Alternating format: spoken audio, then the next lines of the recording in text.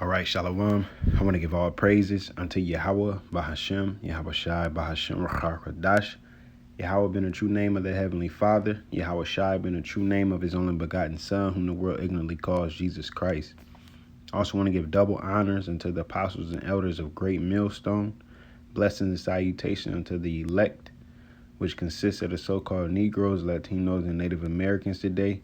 And blessings and salutations unto the hopeful elect that I came out there enduring this truth across the four corners of the earth, teaching and preaching and prophesying the downfall of Babylon, as well as the men and women that follow, and those who might look like the other nations but are of the nation of Israel on your father's side by blood. And me and the brothers here, we was going over the high priest and ran across Phineas. A situation that he had did when our people was going whoring after Baal Peor, pretty much doing idol worship. And this was his response in a situation, right? It says number 25:7. And when Phinehas, the son of Eleazar, the son of Aaron the priest, saw it, he wrote, well, I'll go up a little bit, Salakia. Go to 6. It says, and behold, one of the children of Israel came and brought unto his brethren a Midianitish woman in the sight of Moses, and in the sight of all the congregation of the children of Israel, who were weeping before the door of the tabernacle of the congregation. So the Israelite messed up when he brought the Midianitish woman, because they was going through that idol worship. They was going through, the Lord has sent a plague upon them. All right. Going back to verse 7, it says, and when Phinehas, the son of Eleazar, the son of Aaron, the priest, saw it, he rose up from among the congregation and took a javelin in his hand.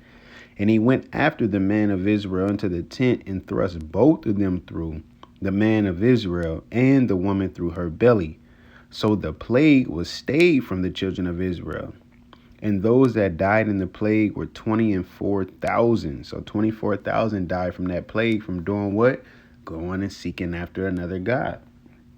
That's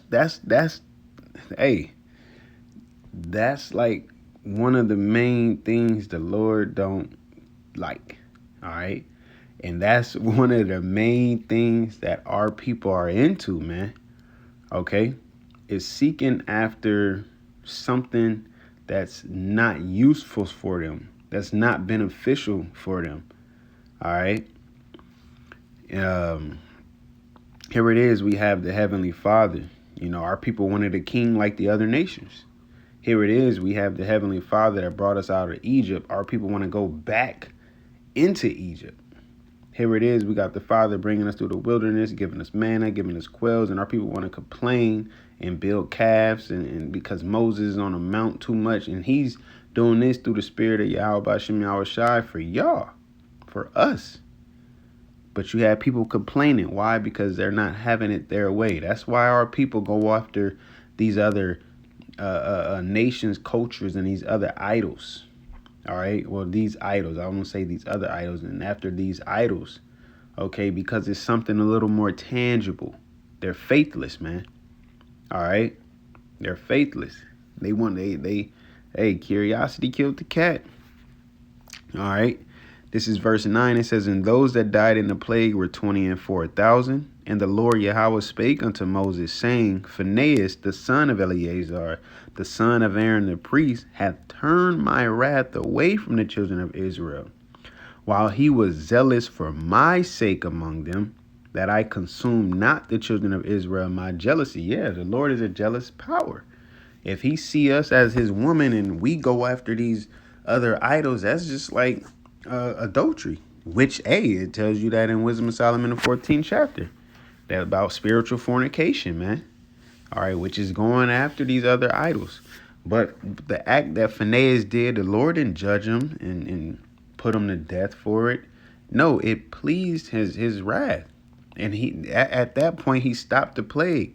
And Phinehas wasn't like, oh, I bet if I do this, then the Lord will stop. No, it was out of zeal, man, out of, let's get it. It says passion or door in pursuit of an objective or course of action, right? And at the end of the day, the objective was to serve YAHAWASHI, do away with the idols. You know, not having any graven image and putting those idols before us, man. All right. It says adore, ego, rivalry, emulation, a noble passion, but also jealousy, to seek, request, desire. So it even goes into jealousy. Okay. Why? Because what was he jealous about? What was he passionate about? At the end of the day, it was the law of YAHAWASHI, serving YAHAWASHI, that caused him to do, to thrust both of them through their belly, all right, for his zeal, for the Lord's sake. It wasn't for him. He ain't like, oh, if I can get him a name. And no, he had the zeal, and it was towards the Lord, man. All right. Going to the next one. This is I might get the NLT of it, this one as well, or maybe it's the other one. This is Mark 8:34. It says, and when he had called the people unto him and his disciples also, he said unto them, whosoever will come after me, let him deny himself and take up his cross and follow me. That's a very important thing. And yes, we are in this flesh. You know, sometimes the flesh does win. That's just honesty, you know. But at the end of the day, denying yourself, right, and dealing with carrying, you know, taking up your cross, dealing with your burdens and the things you got to go through, fighting your trials and tribulations, going through the straight gate. All right. That's going to get you to the kingdom. Right. It says, let him deny himself and take up his cross and follow me. For whosoever will save his life shall lose it. But whosoever shall lose his life for my sake and the gospel's, the same shall be saved. This is actually one of the ones I wanted to get in the NLT.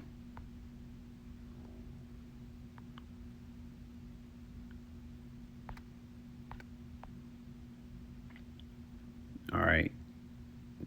There we go. 35. It says,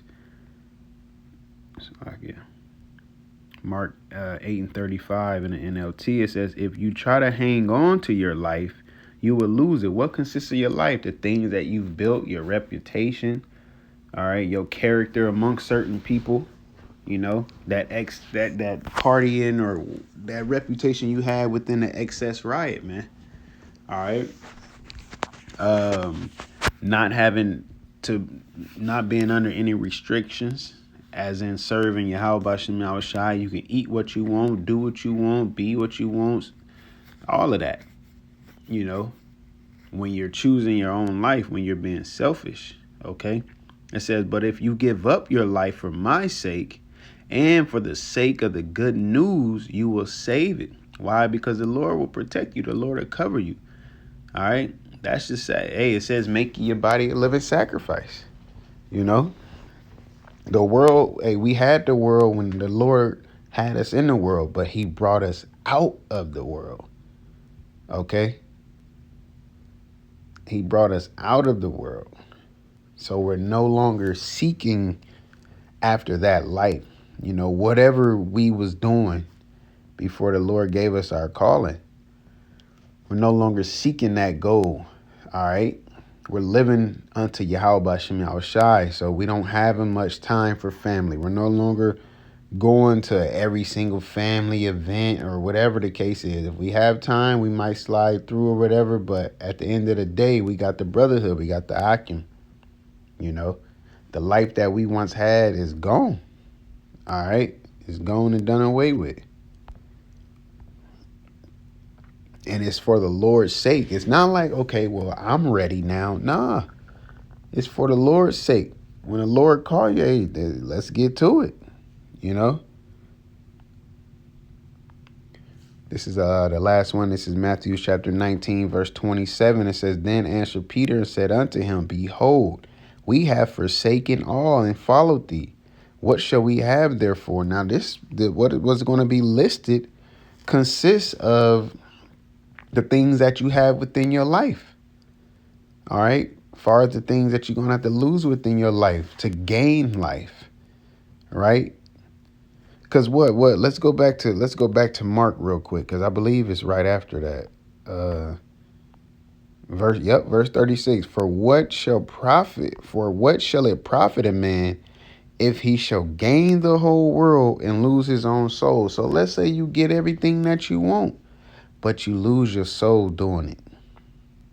That's like if somebody said, I give you $1 million and you get to live for a week. That's not worth it. Yeah, you can do everything you wanted to do, possibly, but you losing your life. You got to die in 7 days for $1 million. Is that worth it? To fulfill all your dreams and desires and go on all your adventures and vacations?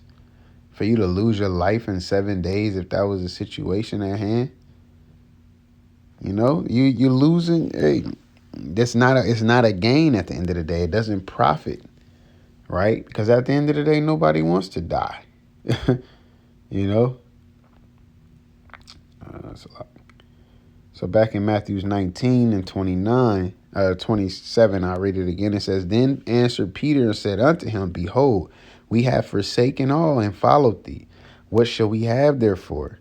And Yahawashi said unto them, Verily I say unto you, that ye which have followed me in the regeneration, when the Son of Man shall sit in the throne of his glory, ye shall sit upon 12 thrones, judging the 12 tribes of Israel. He's speaking to his disciples, because there's going to be an order within the kingdom, man.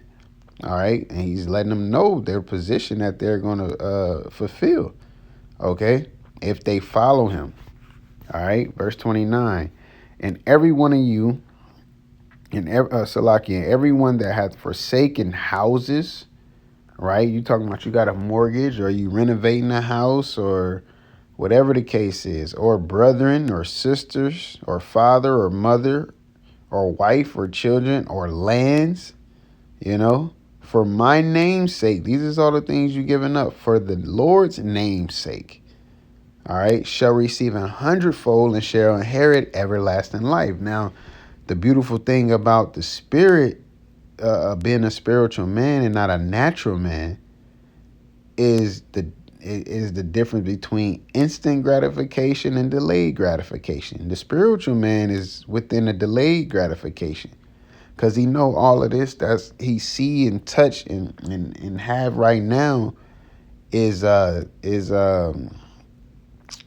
dang, what was the word I was gonna use? It's temporal. It's temporal. It's not gonna last.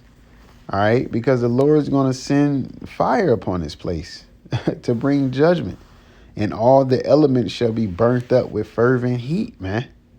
So everything you own and have and whatever, it goes back to Mark 8 and 36. For what profited a man if he gain the whole world but lose his soul? You get everything you want, but it's all going to be destroyed, man, because that's the prophecy of YAHAWASHI. All right, so we sacrifice for the Lord's sake. We give up things for the Lord's sake. All right, and it goes into all of it. Said houses, brothers, sister, mother, your family, your lands. Okay, and it's for the Lord's sake, you know, not you trying to get a name for yourself, or trying to seem humble, or trying to seem courageous, or whatever it is that you're seeking or could be seeking amongst yourself. No, it's for the Lord's sake, man. And Lord willing, we allow to endure to the end for his name's sake. All right. Because that's another thing. My previous lesson, when I read up at Ezra's, and he said, then I greatly began to commend them who stood stiffly for the Lord's name. You know, people acting like the name doesn't matter, but it's telling you to stand stiffly for the name. It's telling you to give, you know, about giving up things for the name's sake. So how is the name not important, man? Because that with that name, hey, there's definitely come blessings, you know, come blessings, come prayers being answered. All right. But it also comes with enemies, with opposition, with adversaries. OK, and so be it, man. All right. So be it. They don't want to love the Lord. Lord willing, we continue to do so, man. Hey, so with that, Lord willing, you was edified, and Lord willing, we allowed to endure unto the end. And once again, I want to give all praises unto Yahweh, BAHASHAM, YAHAWASHI, BAHASHAM, RAWCHAA, QADASH. Shalom.